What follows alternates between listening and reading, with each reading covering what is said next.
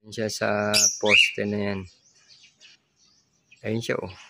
Kung nakikita nyo, ayan siya. Zoom ko lang dyan sa poste na yan. Kaya ko pa tinatawag. Ang hirap niyan tawagin guys. Ay nako. Hindi ko lang alam kung uuwian dito o hindi. Dala-dala niya pa yung mahaba. Naputol kasi yung tali. Paglipad niya napigtas. Ayan, nakalipad siya. Ayan siya. So, ayan na siya. Subong. Hintay ko lang na lumapag siya. Ayan na siya.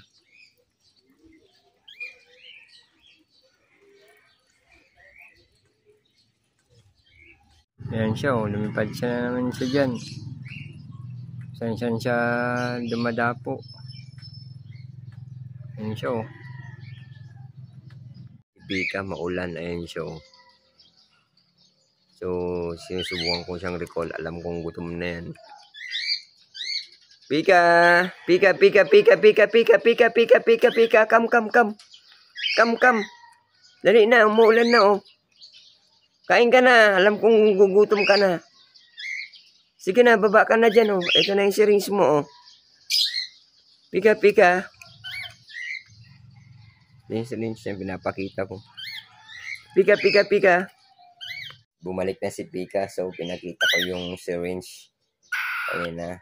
Ayan, masaya na tayo at nandito na siya. Nakabalik na si Pika, ang aking hand feeding bird. Ayan guys, nakawala yan guys ha. So, yan, bumalik na siya sa akin. At maraming salamat. Thank you Lord. Dalikan ako ng alaga ko.